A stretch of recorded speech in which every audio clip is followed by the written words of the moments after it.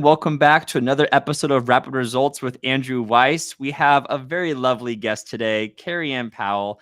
And for those who don't know who this wonderful woman is, she has varied experience of over 20 years as a Washington, D.C. attorney, lobbyist, and fundraiser positions and fundraiser, as she's an authority of what it takes to strategically succeed while confronting difficult obstacles. After raising $120 million to build the Martin Luther King Memorial, she launched her strategic business consulting firm, Trafalgar Strategies.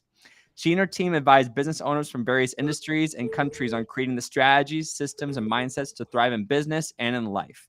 She's committed to spreading the gospel that running a small and medium-sized business is vital and important to our economies, yet it doesn't have to feel like trying to manage a chaotic tornado. As business owners can run their businesses smoothly and feel confident that they will thrive, we have the wonderful Kerry-Ann. Thank you for joining us today. Andrew, my man, thanks for having me on. Yes. So the first question we want to ask is, what's the biggest and best business deal you are most proud of? And love to hear that. Well, I've had some really great, fun, amazing things that have happened to me, particularly in my business at Trafalgar Strategies. But still, it remains the most rewarding thing that I've done was raising that $120 million to build the Martin Luther King Memorial. Every time I see someone post a picture on social media, it just makes my heart go pitter patter and leaps to joy. So that's what I would say. And that's the memorial that everyone recognizes, huh? Yes, in Washington, right there on the National Mall. Wow, that's incredible. So Yeah, have let's you been able to be there to visit I yet? have, yes. No, it's I forget well, I don't forget. Yeah, so we went there for DC for my wife Alicia. She had a show over there, and we got to Mm-hmm. tour everything. And I remember riding by on my bike and going, "Oh, this is so cool!" And other people were there on their bikes too. And it's how big it is too. It's Is just massive. It's 30 feet.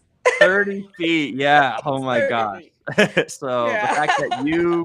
you were a part of that, and that's going to be there probably forever and ever, hopefully. So that is Yeah, so it really is legendary. something that I'm quite proud of. And I mean, I've got some really great shots. It just so happened when they were building it, so it's sort of built. Many people don't know this, but it's actually cut in different chunks. So it's built almost like a puzzle or something because it's just too big to move. Yeah.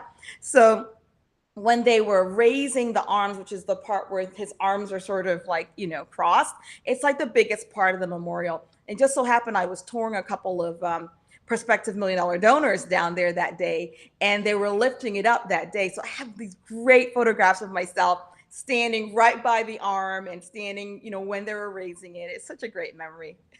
Oh, that is so awesome. And I'm sure for the audience tuning in, they're like, well, how the heck do I raise $120 million for anything ever? So Yeah, I'd love yeah. for you to take us back in the journey because obviously you didn't come out of the womb going, oh, I'm going to raise 120 You know, where is million it? for MLK Memorial. How did this all come to be? Tell us about Yeah, that. well, I cut my teeth right after of college. I was planning on going to med school, and I decided I didn't really want to do that. One, because well, I didn't do very well in physics. Hello, I don't know how those people do that thing. So anyway, but so I wasn't really sure what I wanted to do after college. After having spent all that time thinking I was going to become a doctor, so I said, okay, well, one of my good friends, she got a job working for the United Way, which is, I mean, for those of you who are maybe international audiences, it's a very large fundraising organization that helps great charities, but it basically helps folks who are working in corporate to be able to contribute through their payroll. Anyway, so one of my good friends was like, "Hey, I've got this job working at the United Way, and they're looking for someone to come in and do full time work, but only for half of the year during their campaign season." I said, "Okay, I'll do that." I went and Yeah. did that while I was trying to process, okay, what's my next step? And I was thinking about heading to graduate school afterwards. Well, anyway, I got the job, and I basically from there was able to become a division director, and which was a fundraising director, and I was the youngest one to be hired for that role. Wow. Anyway. I did that for for 3 years, and I just learned how to fundraise large amounts of money by, observing, by doing, by watching, by, just. So anyway, and after that, I went to law school, became a lobbyist, blah blah blah. What was that first moment where you're like, what the heck? How did this person raise X amount of dollars just by doing X? Like, what was You that know, kind of moment it's for you? interesting. It's just a skill, and people do this in their business as well. It's the capacity to be able to, first of all, really believe in what it is that you are selling. And selling is, everyone gets, I don't know why people get weird about selling. Nothing happens in life until you sell something, right?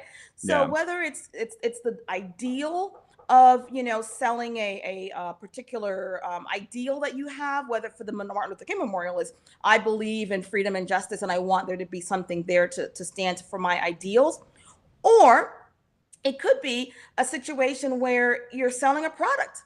But either way, being able to understand and help someone, first you've got to believe in it.